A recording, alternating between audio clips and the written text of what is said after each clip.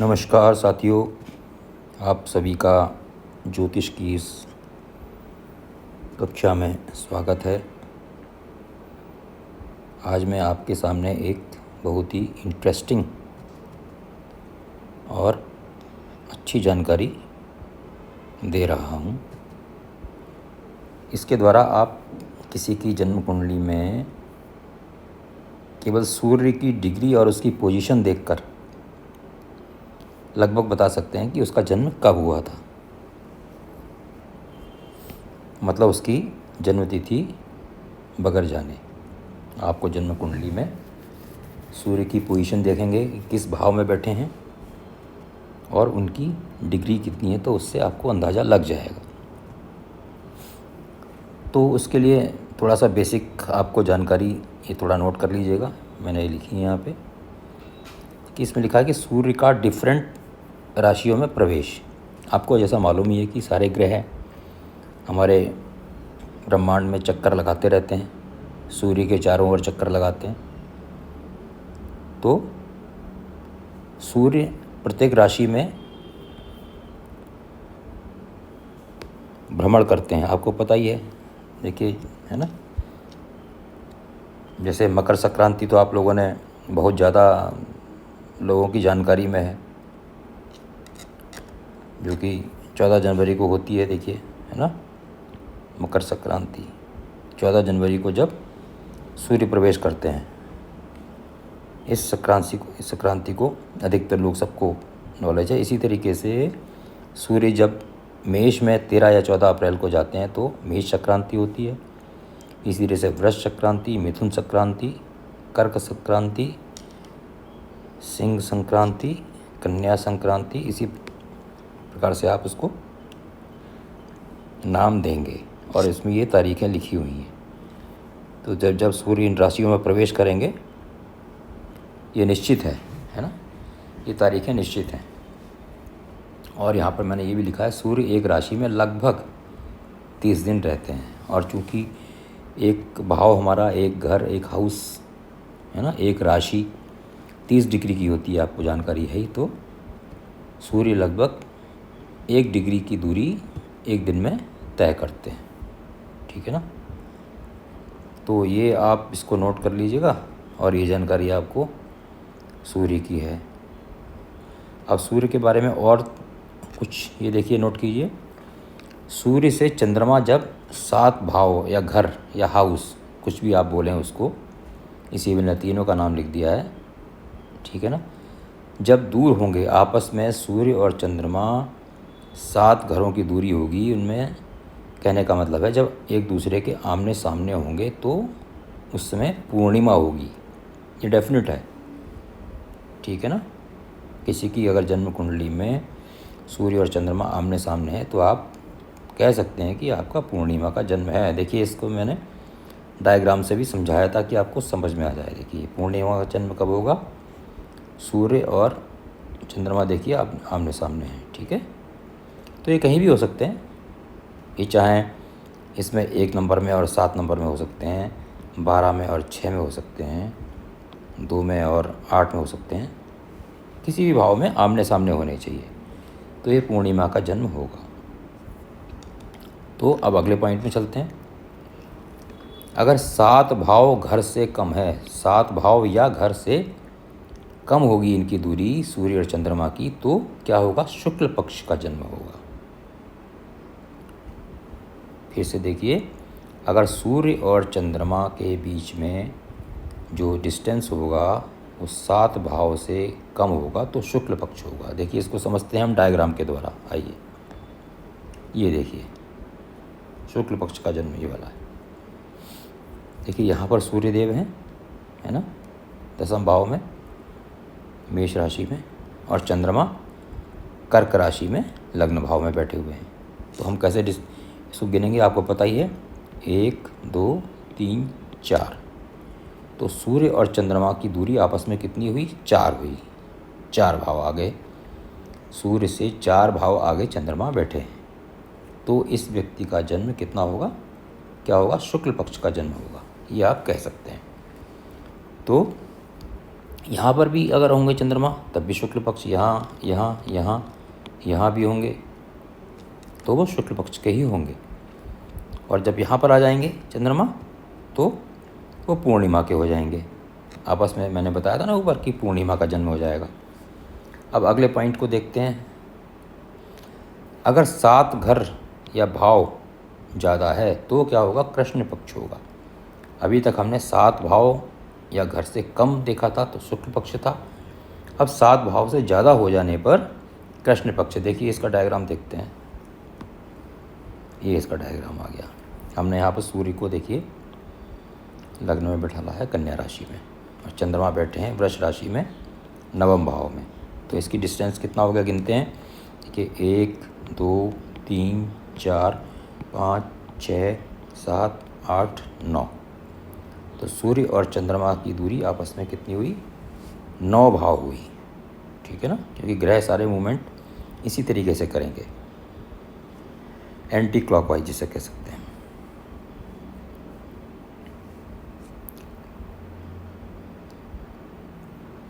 तो इसका जातक का जन्म क्या होगा?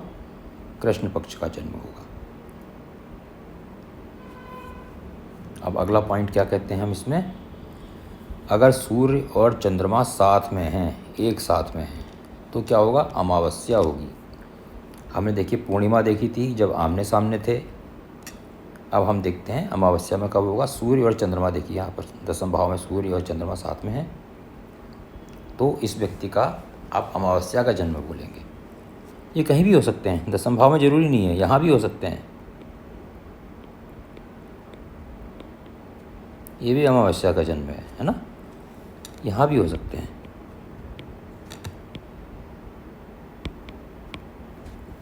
तो इससे आपको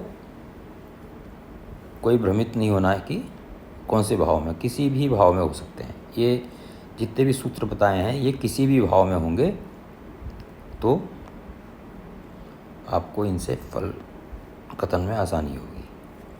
अब एक एग्जाम्पल देखिए मैंने यहाँ पर लिया हुआ है कि माना सूर्य किसी की तुला राशि में है और 8 डिग्री के हैं, तो आप बताइए हम कैसे पता चलाएंगे उसकी जन्म तिथि? तो देखिए तुला राशि में कब आते हैं सूर्य? हमने यहाँ पढ़ा था, क्या पढ़ा था? तुला राशि में देखिए कब आएंगे? 17 अक्टूबर को आएंगे।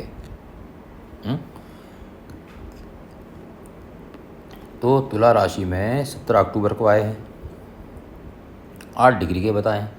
तो अब चूंकि एक दिन में 1 डिग्री चलते हैं, तो 8 डिग्री कितने दिन में चलेंगे? 8 दिन में चलेंगे। तो 17 + 8 = 25 अक्टूबर का उसका हम जन्म उस व्यक्ति का कह सकते हैं। उम्मीद करता हूँ कि आपकी समझ में आया होगा। अब हम देखिए इसमें एक और इंटरेस्टिंग मैं बताता हूँ, ठीक है ना। अब ये सूर्य की समय सारणी है। इसमें देखिए जो लग्न भाव है इसमें मैंने 6 से लेके 8 2 घंटे का समय दिया है। आपको पता ही है कि हर भाव 2 घंटे का होता है, ठीक है ना। 12 भाव हैं तो 24 घंटे होते हैं। तो 6 से 8 बजे का जो समय होगा, मान लीजिए इस समय किसी व्यक्ति का जन्म है, या दूसरे शब्दों में कहें कि अगर यहाँ पर सूर्य बैठे हैं, किसी की कुंडली में यहाँ पर सूर्य बैठे हैं, तो आप उससे कह सकते हैं कि आपका जन्म 6 बजे से 8 बजे के बीच में। अब सूर्य मान लीजिए यहाँ बैठे हैं, तो उस व्यक्ति का जन्म 8 बजे से 10 बजे के बीच में होगा। और बाकी तो हम डिग्री देख के बताएंगे एक्यूरेट। तो अब 10 से 12 बजे के बीच में सूर्य यहाँ पर होंगे, तो 10 बजे से 12 बजे के बीच में। और अगर सूर्य यहाँ बैठे हैं तो इसका मतलब उस व्यक्ति का जन्म 12 बजे से 2 बजे के बीच तक हुआ होगा, ये डेफिनेट है। और सूर्य यहाँ बैठे हैं तो 2 बजे से 4 बजे तक। सूर्य यहाँ बैठे हैं तो 4 बजे से 6 बजे तक। और सूर्य यहाँ बैठे हैं तो 6 बजे से 8 बजे तक उस व्यक्ति का जन्म होगा। क्योंकि यहाँ पर देखिए, यहाँ पर उदय हुआ था सूर्य, यहाँ पर सूर्यास्त भी है। उसके बाद 8 बजे से 10 बजे के बीच में सूर्य अगर यहाँ पर हैं, इस भाव में है सूर्य, तो आप कह सकते हैं कि आपका जन्म जो है 8 बजे से 10 बजे के बीच में हुआ है। और अगर सूर्य पंचम भाव में है किसी व्यक्ति के, तो उस व्यक्ति का जन्म 10 बजे से रात्रि 12 बजे तक हुआ है। और अगर 12 बजे से रात्रि सूर्य यहाँ पर बैठे हैं, तो उस व्यक्ति का जन्म अर्धरात्रि के 12 बजे से अगले दिन के 2 बजे तक हुआ होगा। सूर्य इस भाव में बैठे हैं, तो उस व्यक्ति का जन्म जिसकी कुंडली है 2 बजे से 4 बजे के बीच में हुआ होगा। और सूर्य अगर इसमें बैठे हैं, तो प्रातः 4 से 6 के बीच में उसका जन्म हुआ होगा। तो इस प्रकार आप सूर्य की पोजीशन को कुंडली में देखते